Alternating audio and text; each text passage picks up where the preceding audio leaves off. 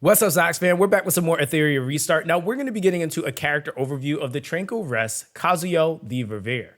Now, this is going to be one of the very few characters that actually specializes in sleeping her opponents. And when we actually jump into what exactly she's offering as far as her kit, starting off in her skill 1 in Dreams, time for the evening break. Kazuyo the Revere deals 2 hits of 120% damage to a single enemy, with a 30% chance each to inflict a 2-turn of slumber. Now, slumber is just going to fall under the sleep debuff, which basically makes it to where the target cannot take action. This effect will end after taking damage, but the damage taken will be increased by an additional 25%. So even if the character is woken up that you place under the sleep, they still will take that additional 25% damage. Now, when we look at the passive in Slumber, who's playing the lullaby? When Kazuyo the Revere attacks an enemy under sleep, each attack has a 100% chance to reduce the strike prep by 15%, without removing the slumber status. Now, the great thing about this is that she would be able to basically utilize this as a damage amplifier versus it just being a sleep debuff. And so what that means is that for a character like her, she can actually specialize in basically locking down a character and then say, for example, pushing turns back, etc., without actually having to ever wake them up. And so this is something that actually makes her really, really potent. Now, on top of that, you also have the skill 3, which is Sink in the Void. Is it time to wake up?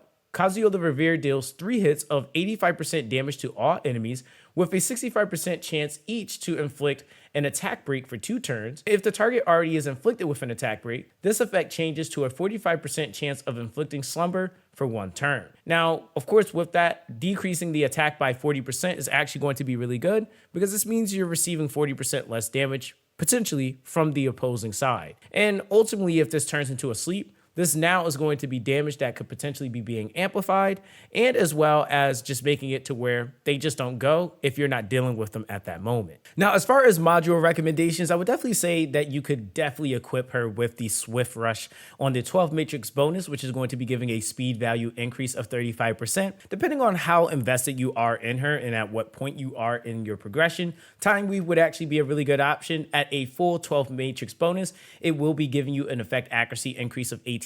And then at the start of the turn, there's a 35% chance to reduce the cooldown of all Animus skills by 1 turn. But even on the 6 set bonus, it's still going to be giving you an effect accuracy increase of 18%. And then, of course, some other ones that I would definitely recommend if you're looking to maybe go for a little bit more damage will be ones like Momentum, where Momentum basically is going to be giving you the opportunity to get an additional amount of crit rate at 12% on a 12 Matrix bonus. And then when attacking, for each debuff or control effect on the target, damage is increased by 6% up to a maximum of 30%. And then from there, once you get into the point of later or the latter set matrix effects, then you can use ones like Swift Smite, where you'll get a speed increase of 15% and also a effect accuracy increase of 20%.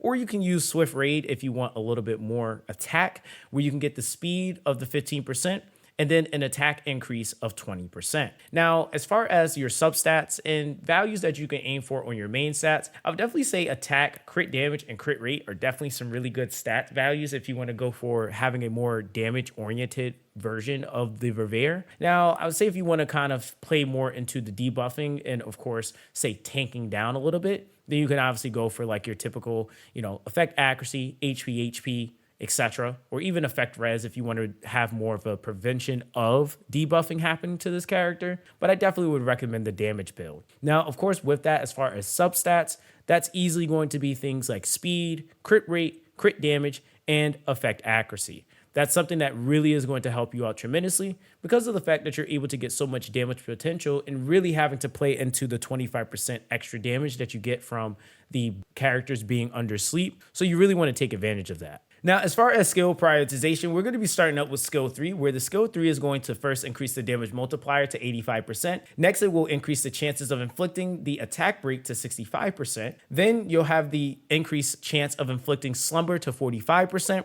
And then lastly, it will further reduce the skill cooldown by 1 turn. Then next up would be the skill 2, where in the first node, it'll increase strike prep setback effect to 12%. The second node will increase strike prep setback chance to 80%. The next one will further increase the strike prep setback effect to 15%. And then lastly, it will increase the strike prep setback chance to 100%. Now, just to differentiate these two, one is actually increasing the chance of reducing the strike prep. The other is actually increasing the effect of the strike prep. So just to clarify. And then lastly, you're going to have the skill 1, where in the first one is going to increase the damage multiplier to 110%. And the next one is going to increase the chances of inflicting slumber to 30%. Then in the third, it increases the damage multiplier to 120%. And then lastly, the slumber duration is then increased to 2 turns. Now, as far as shell recommendations, I would definitely say starting in the Shadow Runner, of course, we have the Unbridled Science. So after the owner takes action, increases their strike prep by 30%. Next, we'll be moving on to Kururu, where we'll have Star. So before the owner takes action, reduces the next skill cooldown by 1 turn.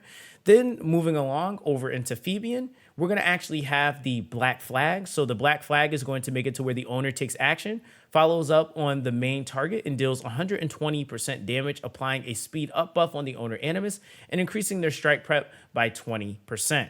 From there, we're going to then have Whitney, where Whitney will be able to take advantage of the Shanhai Jing. So for every 3 actions accumulated by enemy units, increases the owner's strike prep by 20%.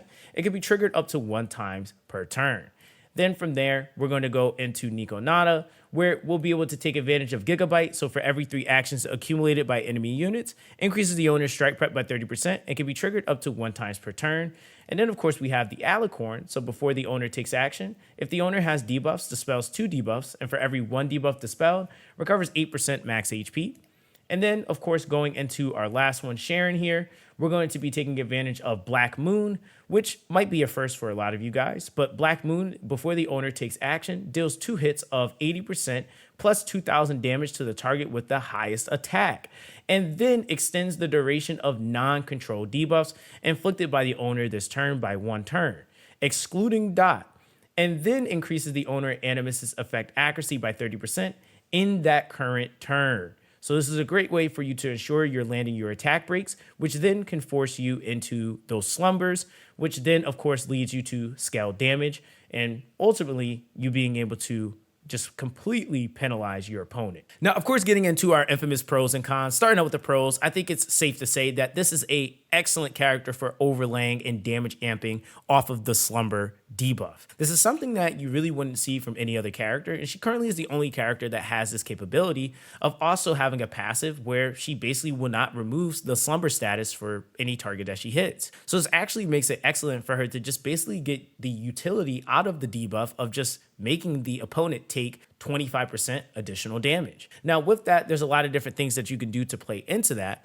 but ultimately, you're really going to want to play into the amping aspect. The slumber is one thing, but because typically if any other ally in your party awakes the character, then, there's kind of that. But nonetheless, this is also going to be leading to opportunities of also being able to strike prep pushback. So that's another pro that you also have under your arsenal. Now, when we start looking at cons, this is where things get a little bit interesting for her, because I think one of the things you have to kind of ask is in what areas can you really utilize an ability like Slumber? Against bosses and just content that Slumber just can't land, then you really honestly lose, I would say, 70% of her actual utility, which is not only just being able to damage amp, but then it's also going to be able to stun lock the characters at that given moment, and maybe even other characters that might get a turn that you might not be able to get to at that moment. So these are just some of the things that you have to kind of consider. And even when we're looking at just what else she does, if she's not able to do these things, then she doesn't really actually fill a role or really offer much. So with all of that being said, I hope that this gave you a better understanding on how the Tranquil Rest Kazuyo the Revered works, and maybe how you can implement her into your composition. Let me know what you guys think in the comment section down below. And also don't forget to like and subscribe to the channel for more amazing Etheria Restart content. But that's going to be that for this one, guys. Everyone, stay blessed, and I'll catch you guys in the next one.